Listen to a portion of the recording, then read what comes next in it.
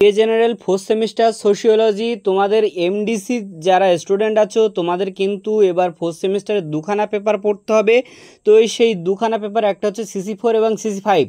তো তোমরা অনেকেই চাইছিলে যে লাস্ট মিনিট সাজেশন বলে দিই, তো আমি আজকের ভিডিওটাতে তোমাদের লাস্ট মিনিট সাজেশন বলে দেব এবং সেই সঙ্গে তোমাদেরকে একটা প্রশ্ন পেপারও দেখিয়ে দেবো, যেটা হচ্ছে 2021 সালের প্রশ্ন পেপার এই সেম সিলেবাসের উপরে, যেটা হচ্ছে মেথড অফ সোশিওলজিক্যাল ইনকোয়ারি। এবং তোমরা জানো এই যে সিলেবাসটা তোমরা পড়ছো এই সেম সিলেবাসটা সিসি 5 পেপার হিসাবে অনার্সদের আছে, যেটা হচ্ছে ওদের কিন্তু মোটামুটি এই 2-1 দিনের মধ্যে পরীক্ষা হয়ে যাবে, মানে তোমাদের জেনারেলদের আগে ওদের পরীক্ষা হয়ে যাবে। তো মোটামুটি তোমাদের প্রশ্ন কিন্তু একটু হার্ড হবে, যার জন্য আজকের এই আমি কিন্তু এই সিলেবাসের ওপরে তোমাদেরকে যে প্রশ্নগুলো বলে দেবো এই প্রশ্নগুলো কিন্তু খুব ভালোভাবে কিন্তু তৈরি করে যেতে হবে, বোঝা গেল? নাহলে কিন্তু সাপ্লি খেয়ে যাবে। তো এই যে প্রশ্নগুলো দেখো, এটা একটা নমুনা প্রশ্ন, এটা কিন্তু 2021 সালের একটা প্রশ্ন এই সেম পেপারের উপরে। তো এই প্রশ্নটা স্ক্রিনশট মেরে নিও, এই প্রশ্নটা কিন্তু তোমরা প্র্যাকটিস করতে পারো, ঠিক আছে? বোঝা গেল? কারণ এই ধরনের প্রশ্ন কিন্তু ব্যাক করে, রিটার্ন ব্যাক করে। তো আমি তোমাদেরকে সরাসরি সাজেশন প্রশ্নই নিয়ে যাই। তো ইউনিট ওয়াইজ প্রশ্ন আছে 15 নাম্বার 20 নাম্বারের, যেভাবে আসুক না কেন তোমরা এই প্রশ্নগুলো এইভাবেই তৈরি করবে। দেখো প্রথমে 1 নম্বর ইউনিটের মধ্যে 4খানা প্রশ্ন রেখেছি। প্রথম প্রশ্ন হচ্ছে তত্ত্ব কী, তত্ত্ব গবেষণার মধ্যে তত্ত্ব গবেষণার মধ্যে সম্পর্ক নির্দেশ করো, সামাজিক গবেষণার বস্তুনিষ্ঠার ভূমিকা কী, অনুসন্ধানমূলক গবেষণা বলতে কী বোঝো এর বৈশিষ্ট্য আলোচনা করো। চতুর্থ প্রশ্ন আছে সামাজিক গবেষণায় বৈজ্ঞানিক পদ্ধতির আলোচনা করো। এখানে মোটামুটি ইউনিট 1-এর মধ্যে 4খানা হচ্ছে তোমার বড় প্রশ্ন রেখেছি এবং সংক্ষিপ্ত প্রশ্ন রেখেছি দেখো 5 নাম্বারের মোটামুটি 3টে। বুঝতেই পারছো যে অতি সংক্ষিপ্ত একটা সাজেশান বলে দিচ্ছি, ঠিক আছে? তো এই প্রশ্নগুলো কিন্তু একদমই বাদ দেওয়া যাবে না। তো দেখো সামাজিক গবেষণার উদ্দেশ্যগুলো সংক্ষেপে আলোচনা করো, গবেষণার ধাপসমূহ কী কী, গবেষণার ক্ষেত্রে প্রশ্ন তৈরির গুরুত্বপূর্ণ নীতিগুলো আলোচনা করো। তো যে সমস্ত প্রশ্নের উপরে বেশি বেশি স্টার সেগুলো কিন্তু তোমাদেরকে বেশি ভালো করে তৈরি করতে হবে। তো দেখো এখানে কিন্তু আমি ইউনিট 1, 2 এরকম করে দিয়েছি, তোমরা স্ক্রিনশট করে নাও।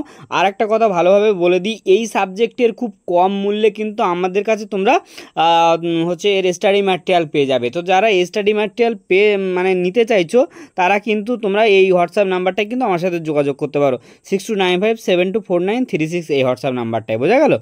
তো ইউনিট 2টা আমি বলে দিই। দেখো হচ্ছে রচনাধর্মী প্রশ্ন এখানে 2টো রেখেছে, দুটোর মধ্যে মোস্ট ইম্পর্টেন্ট একটা আছে, সেটা হচ্ছে ধারণা স্পষ্টীকরণ কি, উদাহরণসহ ধারণার কার্যকরীকরণ প্রক্রিয়ার দিকগুলো আলোচনা করো। তারপরে সেকেন্ড প্রশ্ন হচ্ছে চলক কাকে বলে, চলকের বৈশিষ্ট্য আলোচনা করো। এবং সংক্ষিপ্ত প্রশ্ন 5 নম্বরে 3টে রেখেছি, চলকের বিভিন্ন প্রকারভেদ, ধারণা চলক বলতে কি বোঝো, মৌলিক ও গৌণ তত্ত্বের পার্থক্য লেখো। মোটামুটি তাহলে বুঝতে পারছো। এবার ইউনিট 3-র মধ্যে দেখো একটু বেশি প্রশ্ন রাখা হয়েছে, তবে হচ্ছে তোমার কেন রাখা হয়েছে, কারণ ইউনিট 3টা মোস্ট ইম্পর্টেন্ট এবারে তোমাদের জেনারেলদের জন্য, বোঝা গেল? তো সেজন্য ইউনিট 3টা তোমাদের একটু বেশি ভালো করে খাটতে হবে। তো দেখো এখানে আর ইজিও এই ইউনিট 3টা কিন্তু অন্য অন্য ইউনিটগুলোর থেকে এই সিলেবাসে ইউনিট 3টা কিন্তু খুব ইজি। তো দেখো গবেষণার নকশা কী, গবেষণা নকশার বিভিন্ন প্রকারগুলি আলোচনা করো, ক্ষেত্র গবেষণা বলতে কী বোঝো, ক্ষেত্র গবেষণার কৌশলগুলি আলোচনা করো, সামাজিক গবেষণায় প্রত্যক্ষবাদী পদ্ধতি আলোচনা করো, নমুনায়নের উপযোগিতা নির্দেশ করো, সম্ভাবনা নির্ভর নমুনায়নের বিভিন্ন প্রকারগুলি আলোচনা করো, সামাজিক গবেষণার পরিমাণগত গুণগত বা গবেষণার মধ্যে পার্থক্য আলোচনা করো, নির্দেশমূলক গবেষণা কাকে বলে, নির্দেশ গবেষণার উপাদানগুলি আলোচনা করো। এই ধরনের সাজেশন কিন্তু এই ধরনের প্রশ্ন কিন্তু খুবই ইম্পর্টেন্ট। সংক্ষিপ্ত প্রশ্ন একটু বেশি রাখা হয়েছে, তবে স্টার কিন্তু কম দেওয়া আছে। তো স্টার যেগুলো দেওয়া আছে দেখো, এই 4 নম্বর প্রশ্নের স্টার দেওয়া আছে সাক্ষাৎকারের সঠিক কৌশল, 7 নম্বর প্রশ্নের স্টার দেওয়া আছে সামাজিক গবেষণায় ব্যাখ্যামূলক পদ্ধতি, 8 নম্বরে গুণবাচক গবেষণা, 10-এর দাগে হচ্ছে তোমার সামাজিক গবেষণায় নমুনা চয়ন কেন করা হয়। এই ধরনের প্রশ্নগুলো কিন্তু মোস্ট ইম্পর্টেন্ট, বোঝা গেল?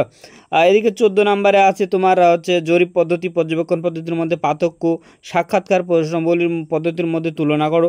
দেখো এই যে হচ্ছে তোমার সিলেবাস, এই সিলেবাসটা কিন্তু এর আগে সিসিএফ এর আন্ডারে কোনো পরীক্ষা হয়নি, শুধুমাত্র এই অনার্সদের হবে, বোঝা গেল? তো সাজেশান বানানো কিন্তু আমাদের জন্য যথেষ্ট পরিমাণে খাটতে হয়। অফলাইন ব্যাচে যারা পড়ে তাদেরকেও কিন্তু এই সাজেশানে আমি প্র্যাকটিস পড়িয়েছি। তো একটা কথা বলবো যে সাজেশানটা ফলো করে গেলে কিন্তু তোমরা মোটামুটি 75% কিন্তু কমন আসবেই, বোঝা গেল? তো মডিউল ফোরটা এবার দেখো, মডিউল 4-এর মধ্যে দুটো প্রশ্ন রেখেছি। গবেষণার নৈতিকতার গুরুত্ব আলোচনা করো, এই প্রশ্নটা আসবেই 100%, হচ্ছে মানে এটা তোমরা পড়ে যাবেই, বোঝা গেল, বাদ দেবে না। তারপর গবেষণায় অংশগ্রহণকারী সম্মতির গুরুত্ব কি আলোচনা করো, গবেষণার গোপনীয়তা নীতি সম্পর্কে আলোচনা করো, গবেষণার সামাজিক গুরুত্ব ভূমিকা লেখো, এ ধরনের প্রশ্নগুলো, বোঝা গেল। এবার আমি তোমাদেরকে একটু অ্যান্সারগুলো দেখিয়ে দিই, অ্যান্সারগুলো কেমন হবে, কারণ অনেকেই বলো যে দাদা একটু অ্যান্সারটা দেখাও, আমরা তো সেইভাবে নোটস কিনে পড়তে পারি না। তো অ্যান্সারটা আমি আস্তে আস্তে হচ্ছে তোমাদেরকে দেখিয়ে দিচ্ছি, যারা অ্যান্সার এখান থেকে দেখতে চাও দেখতে পারো। তবে বলবো যেহেতু পরীক্ষা চলে আসছে, খুব কম টাকায় আমি কিন্তু অন্য অন্য স্যারের মতো এই 500 এই ধরনের এই সমস্ত সাবজেক্টে ফিস রাখি না, মোটামুটি খুবই কম। তো তোমরা কিন্তু আমার এই নাম্বারে, স্ক্রিনে দেওয়া এই নাম্বারে হোয়াটসঅ্যাপে কিন্তু যোগাযোগ করতে পারো, বোঝা গেল। এরকম সুন্দর ভাষায় কিন্তু সাবলীল এবং খুব সুন্দর করে কিন্তু তোমরা বিশ্লেষণ ভিত্তিক নোটস পাবে। তো আশা করি দেখে বুঝতে পারছো যে ইউনিট বেসিস যে সাজেশন দিলাম সেখান থেকে, এবং যে যতগুলো প্রশ্ন দেখিয়েছি সবগুলো প্রশ্নের কিন্তু অ্যান্সার তোমরা এই পিডিএফের মধ্যে পাবে। তো পিডিএফ নিতে হলে কিন্তু তোমাদেরকে এই নাম্বারটাতে কিন্তু যোগাযোগ করতে হবে, 6295724936। আর মোটামুটি তোমরা যদি এর আর একটা যে পেপারটা আছে, এটা দেখালাম CC4, এরপরে যারটা আছে CC5, সেটা যদি তোমরা সাজেশন ভিডিও পেতে চাও তাহলে অবশ্যই ভিডিওর কমেন্ট বক্সে কমেন্ট করবে।